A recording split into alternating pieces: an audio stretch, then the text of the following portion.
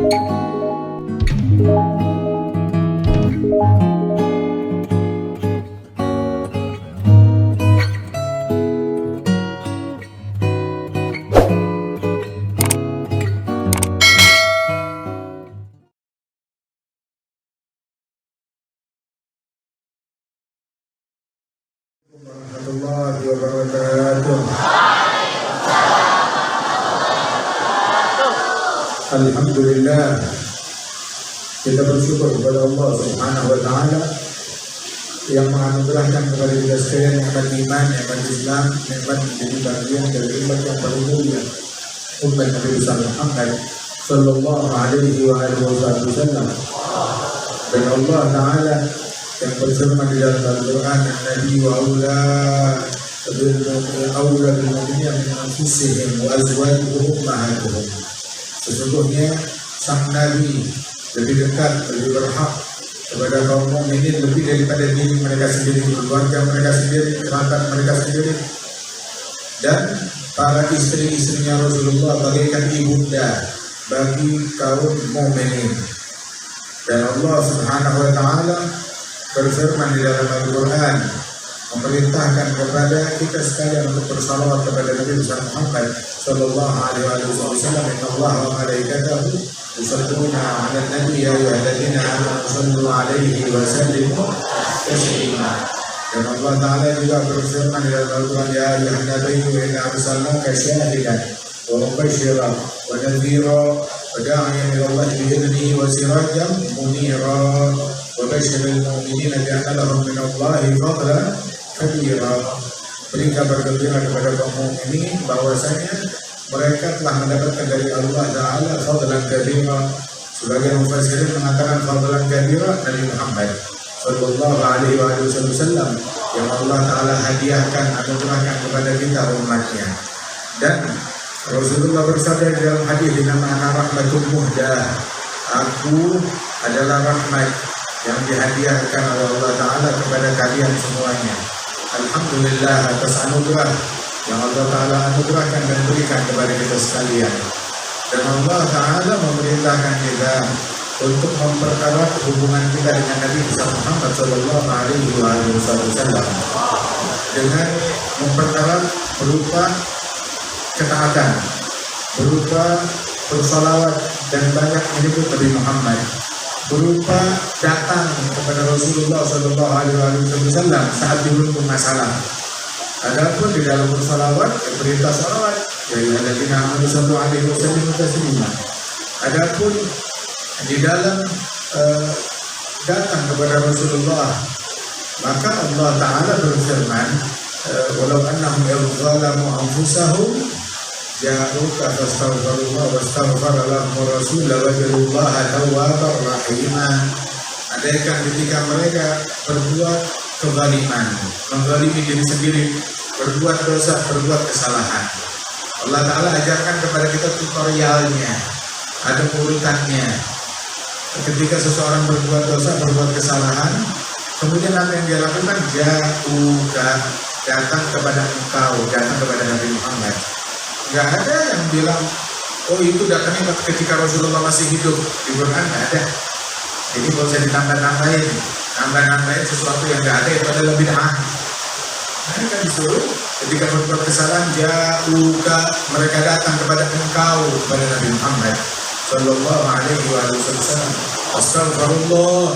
Kemudian yang kedua mereka lakukan beristighfar, memohon ampunan kepada Allah.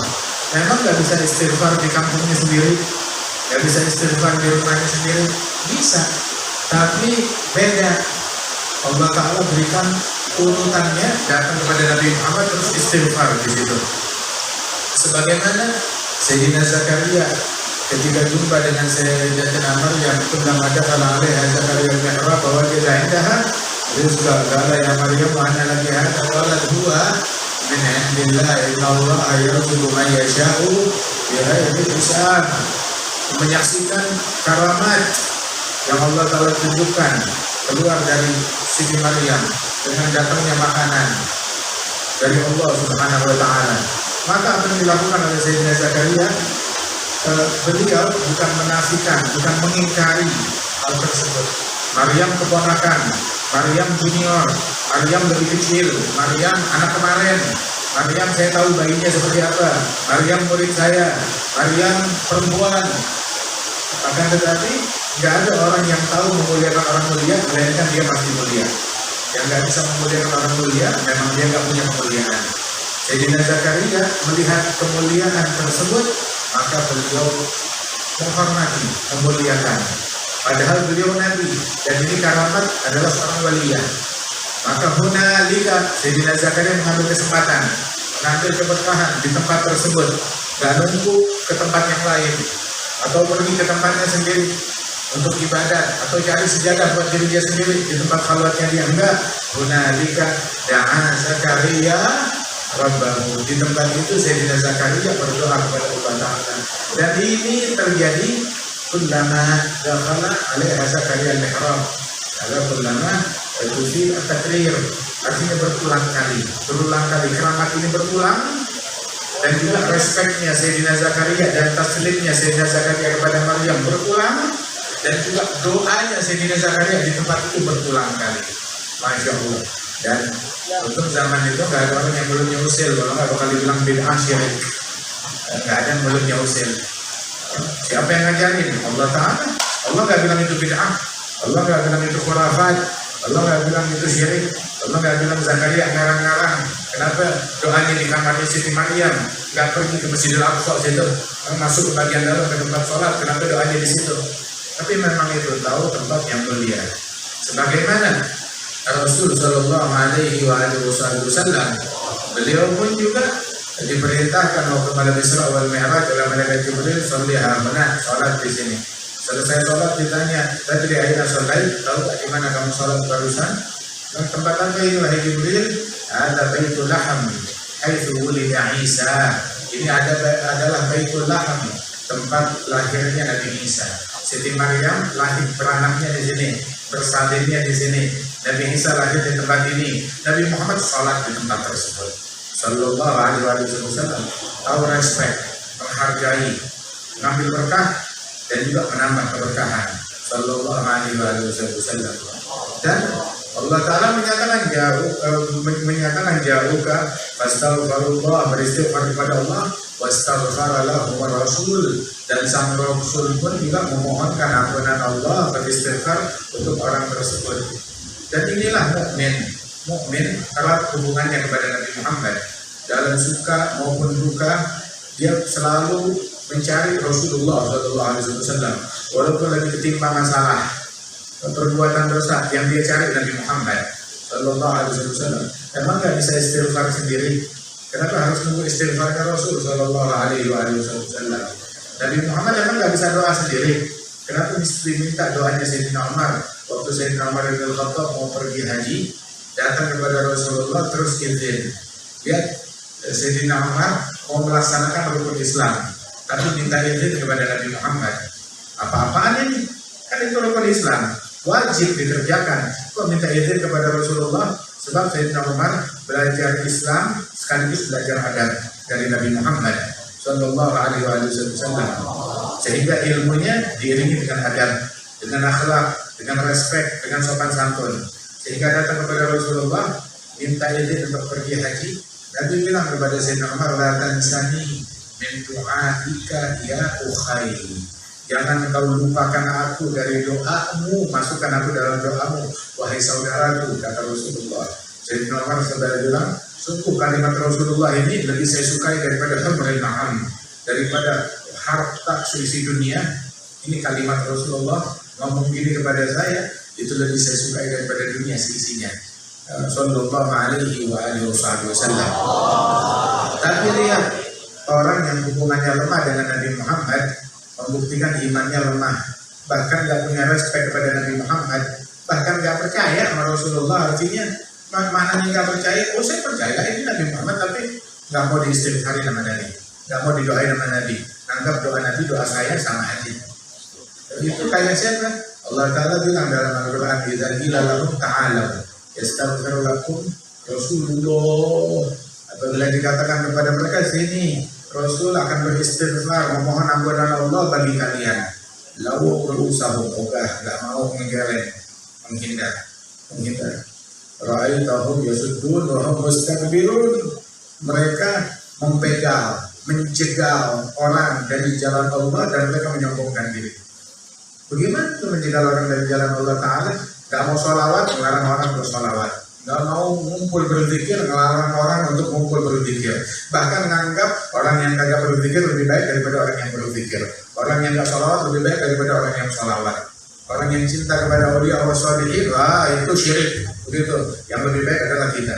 Waliyan ra'aitahum yasuddun wa hum mustakbirun.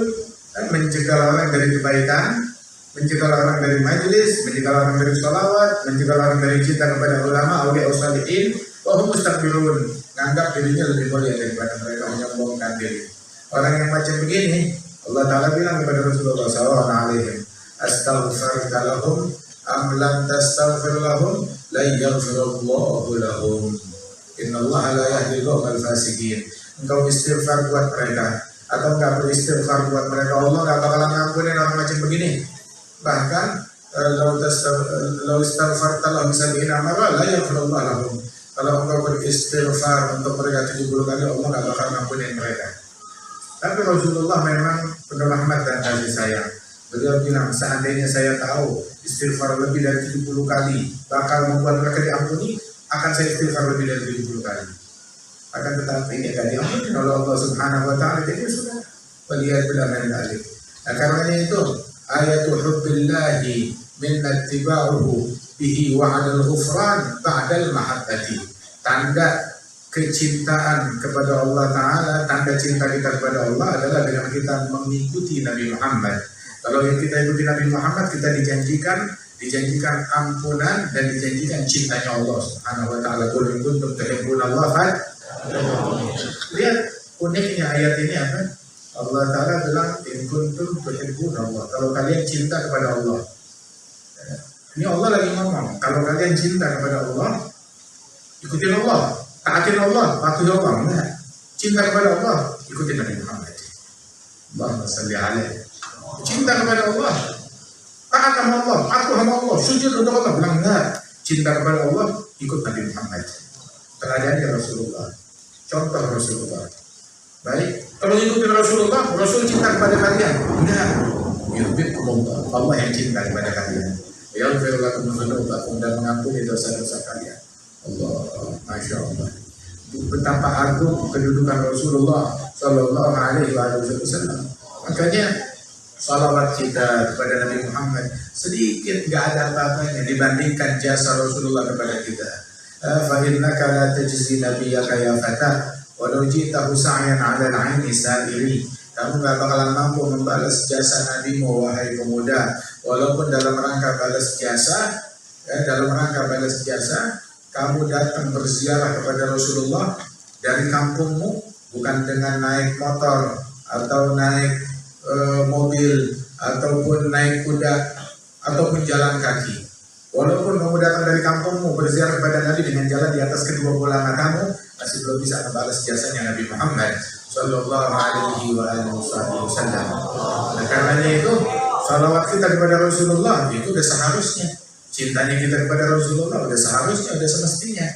Dan juga disebutkan bahwasanya Al-Imam Busiri memiliki kecintaan yang besar kepada Rasulullah. Beliau sakit, tawasulnya dengan memuji Nabi Muhammad, datang kesembuhan. Itu Syekh Al-Habib Zain bin Ibrahim Sumaid, kecil ulama bilang, ini kan burdah, disebut burdah karena beliau mimpi Rasulullah menghadiahkan burdahnya kepada Imam Busiri. Sebenarnya yang lebih pas disebut burdah adalah syairnya Ka'ab bin Zuhair. Ka'ab bin Zuhair Ba'al Su'ad itu lebih pantas disebut burdah. Sebab begitu dia menyampaikan syair tersebut, Rasulullah ini bukan dalam mimpi, dalam keadaan terjaga, itu menghadiahkan sorbannya kepada Ka'ab bin Zuhair. Gembira dengan pujiannya Ka'ab bin Zuhair. Maknanya apa? Nabi memberikan imbalan atas pujian. Memuji Rasulullah dibalas jasa oleh Nabi Muhammad. Loh, kenapa? Rasul suka dipuji, bukan masalah suka dipujinya. Sebab suka melihat orang memuji Rasulullah membuktikan keimanan dia yang kuat kepada Nabi Muhammad, koneksi yang kuat kepada Nabi Muhammad. Rasul suka karena orang itu diuntungkan, bukan karena pujian orang tersebut. Nabi Muhammad gak butuh pujiannya siapapun. Beliau dapat pujian dari Allah Subhanahu wa Ta'ala.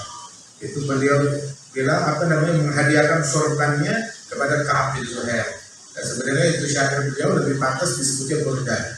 Adapun syairnya Busiri lebih pantas disebutnya Qur'ah. Apa itu Qur'ah? Kesembuhan. Sebab begitu beliau membacakan syair tersebut, bikin syair tersebut, mimpi Rasulullah dihadiahkan berkah Nabi Muhammad, akhirnya beliau mendapatkan Qur'ah, kesembuhan dari Allah Subhanahu wa Ta'ala. Ala kulli hal, Qur'ah wal burdah. Yang mau Qur'ah itu adalah obatnya ada di dalam burdah. Masya Allah. Imam Busiri itu dikuburkannya itu di Iskandaria, dan di komplek yang sama, di pemakaman yang sama, ya, itu adalah Imam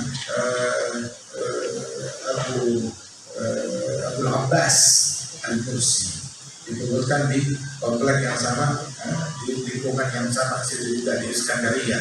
Masya Allah, anugerah dari Allah Subhanahu wa Ta'ala. Kecintaan kita kepada para wali-wali wassalihin itu anugerah. Sebab cinta kepada mereka bukan hal yang murah, tapi anugerah dari Allah Subhanahu wa Ta'ala. Kita bisa belajar menuntut ilmu kepada para ulama, kepada Kiai Syukran Makmun dan juga putra beliau Gus Faris. Masya Allah, para ulama yang tersanad kepada Nabi besar Muhammad Sallallahu Alaihi Wasallam. Ini ilmu. Kita lihat-lihat bergurunya sama siapa. Inna hadzal ilma din, falyanzur ahadukum amman ya'khudhu dinah. Ilmu ini adalah agama. Lihat-lihat belajar agamanya dari siapa? Dari orang yang tersanad, yang sanadnya nyambung. Jangan yang sanadnya nggak jelas, yang nggak ketahuan. Nuntut ilmu bukan dari orang yang follower paling banyak, yang paling populer. Nuntut ilmu dari orang yang paling viral, yang paling bikin sensasi. Bukan itu nuntut ilmu. Tapi nuntut ilmu itu adalah dari orang yang jalurnya itu jelas. Sanad keilmuannya jelas. Sanad min khususiyati hadhihi ummah. Sanad adalah keistimewaan yang Allah Ta'ala berikan kepada umatnya Nabi Muhammad. Laula sanad la masya bimasya. Kalau bukan keberadaan sanad, orang bakalan ngomong seenak perutnya, bakalan ngomong semaunya. Tetapi dengan keberadaan sanad tersebut, dari mana ditelusuri, sumbernya dari mana? Bukan cuma kitab yang dia baca, tetapi pemahaman. Sanad fil nusus wa fi fahmin nusus. Sanad di dalam nas-nas yang dia kaji dan juga di dalam pemahaman. Pemahamannya pun juga tersanad. Anfulan terus sampai kepada Rasulullah Sallallahu Alaihi Wasallam. Sebab kalau enggak, pemahaman dia ngarang sendiri. Itu bahkan nafsirin Al-Quran ngarang sendiri, tidak bersanad penafsirannya. Sedangkan Rasulullah bersabda di dalam hadis, man takallama fil Quran bi ghairi ilmin, wa fi riwayah man takallama fil Quran bi ra'yihi falyatabawwa maq'adahu minan nar. Hadal hadis al-musalsal bi mashid turab, kama rawa lana an syuyukhna al-jadal Salim Muhammad Jadal. Itu barang siapa yang berbicara tentang Al-Quran tanpa disasari ilmu, dalam riwayat menurut saya, menurut pendapatnya, nggak bersandar kepada pendapatnya ulama, nafsirin sendiri asal-asalan, maka bersiap untuk duduk di singgasana di neraka. Artinya di neraka dia udah punya kursi, udah punya kuota di neraka, udah punya kamar kursi. Walian bilang yang tadi. Harta pemahaman tersebut, pemahaman harus bersanad, bukan ngarang sendiri. Walidalik ajaran para ulama, para masyayikh kita itu mereka mengajarkan kepada kita menuntut ilmu dari orang-orang yang jelas, sampai disebutkan man la yanfa'u lahduh la yanfa'u lahduh. Orang kalau mau cari guru adalah lihat orang-orang yang dengan melihat mereka kamu nggak bisa memetik manfaat, jangan harap kata-katanya bisa memberikan manfaat kepadamu. Dikatakan, difirmankan, ditanya, ya Rasulullah, man awliya Allah, siapa gerangan para wali-walinya Allah? Dijawab oleh Nabi Muhammad, alladzina idza ru'u dzikrallah, orang-orang yang ketika dilihat mengingatkan engkau kepada Allah Ta'ala.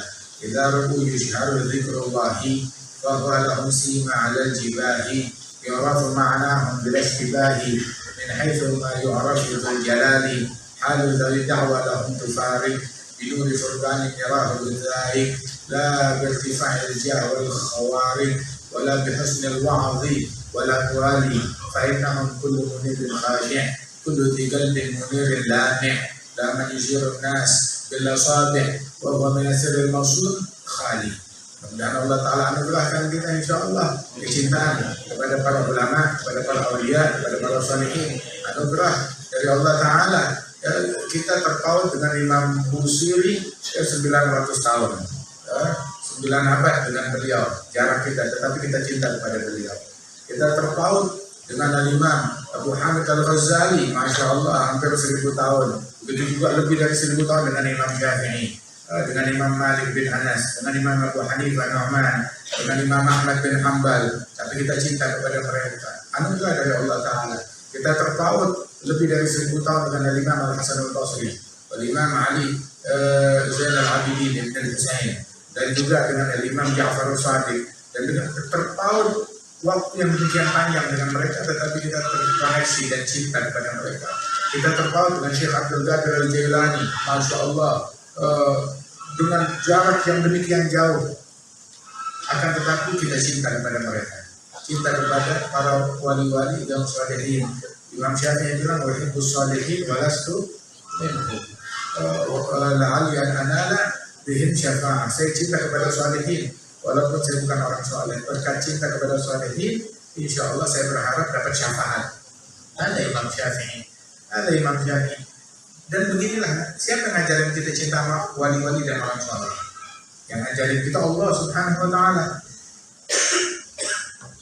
Allah dalam Al-Quran cerita tentang Ashabul Kahfi. Ashabul Kahfi bukan Nabi, bukan Rasul. Mereka adalah para pemuda dari umatnya Nabi Isa. Innahum fityatun amanu bi rabbihim. Mereka adalah para pemuda dari umatnya Nabi Isa. Dan Allah Ta'ala menyatakan nahnu naqussu 'alaika naba'ahum bil haqq. Saya mau ceritakan kepadamu berita tentang Ashabul Kahfi, cerita wali-wali. Allah mau menceritakan tentang wali-wali kepada Nabi Muhammad. Dan disampaikan itu kepada kita di dalam Al-Quran, wahyu yang dibaca 15 abad. Setiap Jumat selalu kita baca dan malam Jumat. Subhanallah, Allah Ta'ala cerita tentang Sayyidatuna Maryam. Bukan Nabi, bukan Rasul, tidak ada Nabi perempuan, waliyah. Bahkan ada surat namanya surat Maryam. Allah Ta'ala bercerita di dalam Al-Quran tentang keluarga Imran. Dan keluarga Imran jadi sampai nama satu surat namanya surat Al-Imran. Imran bukan Nabi, bukan Rasul. Bukan Nabi, bukan Rasul menurut para ulama. Kemudian juga di surat Al-Imran, bahkan di Al-Quran dari awal sampai akhir, gak ada satu huruf pun, gak ada satu kata pun ucapan Imran. Imran gak kedengeran ngomong apa. Yang ngomong siapa? Istrinya Imran, orang perempuan yang ngomong. Imran ini ngomong apa? Kalau kita perhati Imran, Rabbi ini nazartu laka ma fi batni muharraran fataqabbal minni. Ucapan istrinya Imran, curhatan beliau. Dan beginilah orang kalau mau curhat bukan di medsos, mau curhat kepada Allah, mau curhat sujud, mau curhat dalam sholat, mau curhat tuh mau minta sesuatu, minta kepada Allah Ta'ala, jangan salah alamat. Bahkan kita mau mengetuk pintu pintunya Yahudi, pintunya Nasrani, pintunya kedutaan ini, pintunya badan ini, pintunya lembaga ini, dari orang-orang yang tidak beriman kepada Allah Subhanahu wa Ta'ala, kita ketuk pintunya Allah Subhanahu wa Ta'ala lebih baik. Dan kita adukan kepada Allah Ta'ala tentang keadaan kaum muslimin, apa yang mengelak kaum muslimin, apa yang menimpa kaum muslimin. Kuatir koneksi kita kepada Allah Ta'ala. Apalagi talib ilmu, penuntut ilmu harus menjadi orang yang paling erat hubungannya dengan Allah, dengan Rasul Sallallahu Alaihi Wasallam.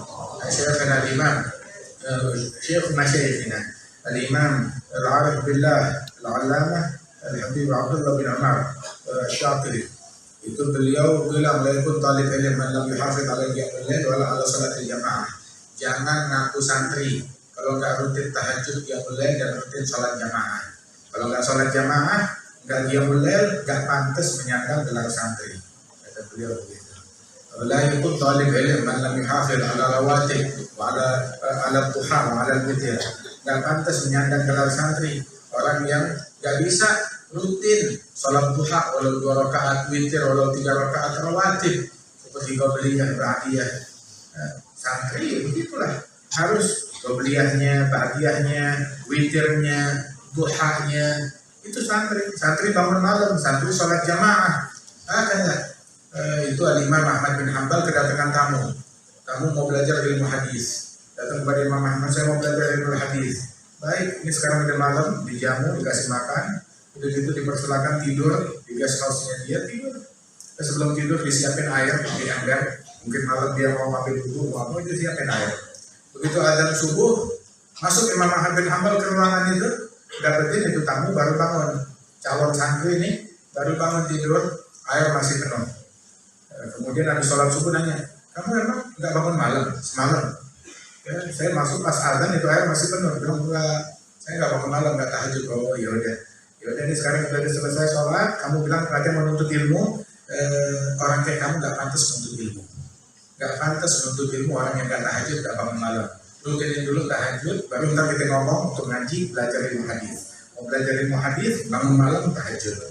Itu beliau punya murid, di antara muridnya adalah Al-Imam Abdul Qadir bin Ahmad Al-Faqih, sahib dari hadis di Malang sana. Murid-muridnya di Indonesia pun juga banyak. Dan di antara muridnya beliau juga adalah kakek kami Al-Jad Al-Habib Muhammad bin Ali bin Abdurrahman Al-Habsyi. Ada Imam Abdullah bin Ammar Asy-Syafii, itu beliau menyatakan demikian. Kemudian beliau punya murid satu lagi, di antara muridnya adalah Al-Imam Al-Hasan bin Ismail Al-Hamid. Imam Hasan bin Ismail Al-Hamid itu dia bikin pesantren di Minat, Rubat Minat. Sampai sekarang masih ada santri yang duduk di situ. Alhasil itu beliau kalau nasihatin santri, dikumpulin santri, ditanya santri dikumpulin, siapa di antara kalian yang minggu ini mimpi Rasulullah? Itu santri ditanya itu pada diam semuanya, Tapi jujur, gak ngarang-ngarang, gak mimpi terus bilang mimpi, haram. Ya, sebab itu ngaku-ngaku mimpi padahal tidak benar, itu dosa besar. Penipuan terhadap Allah Ta'ala, penipuan dengan mengatasnamakan Allah. Ada penipuan dengan mengatasnamakan Nabi Muhammad, bawain hadis palsu. Ada penipuan dengan mengatasnamakan Allah, mimpi palsu. Waliyahillah, itu dosa besar. Pelakunya yukhsha alaihi an yamut su'ul khatimah. Alhasil beliau tanya kepada murid-muridnya, santrinya, siapa di antara kalian yang minggu ini mimpi Rasulullah? Santrinya walaupun gak mimpi Rasulullah, tapi jujur, enggak, kita nggak ada yang mimpi ya Imam. Semuanya diem, nggak ada yang mimpi, nggak ada yang mimpi. Talib ilm, santri belajar untuk ilmunya Nabi Muhammad, berlalu 1 minggu nggak mimpi Rasulullah, itu aneh. Itu berarti nggak beres, berarti niat kalian ada yang nggak beres. Atau kalian santrinya bukan santri beneran, berlalu 1 minggu nggak mimpi Rasulullah, bantu balik ini santri. Imam Abdul Abbas Al-Mursi, gurunya Imam Busiri, itu beliau tahu gak mendidik muridnya bagaimana? Ditanya muridnya, man minkum idza sallama ala Rasulillah sami'a rad min Nabi sallallahu alaihi wasallam. Siapa di antara kalian yang kalau memberi salam kepada Rasulullah di dalam salat atau di luar salat, dia dengar jawaban salam dari Nabi Muhammad, bukan lagi mimpi yang ditanya. Siapa yang kalau kasih salam mendengar jawaban salam dari Nabi Muhammad? Ngasih salam wajib, ngasih salam terus pasti ada jawaban. Yang jawab salam wajib, ada jawaban. Nanti dengar nggak jawabannya? Ditanya siapa yang dengar jawaban? Itu santrinya tanya itu diam semuanya. Maka katanya Abdul Abbas Al-Mursi, ubu ala bulu hujibat anillah wa an Rasulillah sallallahu alaihi wasallam. Kalau yang kalian nggak mendengar, berarti kalian lagi kena musibah, menangis atas hati yang terhijab dari Allah dan terhijab dari Rasulullah Sallallahu Alaihi Wasallam. Tapi jalan menuju ke situ adalah dengan melazimkan. Mimpi nggak bisa kita buat-buat. Tapi mimpi itu adalah ada jalannya dengan peneladanan, dengan melazimkan sholat jamaah. Itu adalah memperdekat jarak antara kita dengan Nabi Muhammad. Rutin sholat jamaah, tahajud qiyamul lail, tidur menghadap kiblat, menjalankan adabnya Rasulullah, adab pakai baju, sunnahnya Nabi saat masuk kamar, sunnahnya Nabi saat tidur, saat makan, jalanin tuh. Kemudian juga sholat duha, sholat witir, banyak sholawat kepada Nabi besar Muhammad Shallallahu Alaihi Wasallam. Itu semuanya mempersingkat, memperdekat jarak antara seseorang dengan Nabi besar Muhammad Shallallahu Alaihi Wasallam. Kalau mimpi itu anugerah dari Allah Taala, ya. Akan tetapi kalau kita ngejalanin itu ritual yang tadi itu bisa kita ikhtiarin, bisa kita ikhtiarkan. Kalau kita memang santri yang sebenarnya santri yang sejati. Inilah yang diajarkan oleh para masyayikh, para ulama kepada kita sekalian. Hendaknya kita meneladani ilmu mereka, meneladani akhlak mereka, dan di hari-hari yang mulia ini, ayyamul ashar, layalul ashar, yang disabdakan oleh Rasulullah, ini adalah hari-hari yang paling disukai, dicintai oleh Allah, amal saleh di dalamnya. Fa'akhiru fihin, berbanyak di dalamnya at-tahmid, tahlil, takbir, berbanyak zikir kepada Allah Subhanahu wa taala, dan doa di malam-malam yang mulia ini gak ditolak oleh Allah Subhanahu wa taala. Apalagi besok malam itu adalah malam Tarbiyah, Selasa malam Rabu. Kemudian juga setelahnya malam Arafah. Setelahnya lagi ada malam Idul Adha. Ini momen-momen yang mulia. Disunahkan, dianjurkan untuk berpuasa di hari Tarbiyah, terutama di hari Arafah disunahkan untuk berpuasa dan memakmurkan malam Id, malam Arafah, malam Tarbiyah dengan amalan yang diridhoi oleh Allah Subhanahu wa taala. Mudah-mudahan Allah Ta'ala berikan taufik kepada kita sekalian, menjadikan kita para santri yang menggembirakan hatinya Nabi Muhammad, yang mengikuti Nabi Muhammad, meneladani Nabi Muhammad, yang bisa memberikan manfaat kepada umat kelak. Dan Allah Ta'ala jaga para masyayikhna, para guru-guru kita, khusus Kiai Ibrahim Muhammad, diberikan kesehatan, afiat, panjang umur. Saya kalau melihat beliau, saya ingat kepada ayah saya. Ini dekat dengan Sayyidul Walid Al-Habib Nawfal bin Salim bin Jandan, begitu juga dekat dengan kakek kami Al-Habib Muhammad bin Ali bin Abdul Rahman Al-Habsyi, wajah Al-Habib Ali bin Abdul Rahman Al-Habsyi, berguru kepada banyak para ulama, para masyayikh.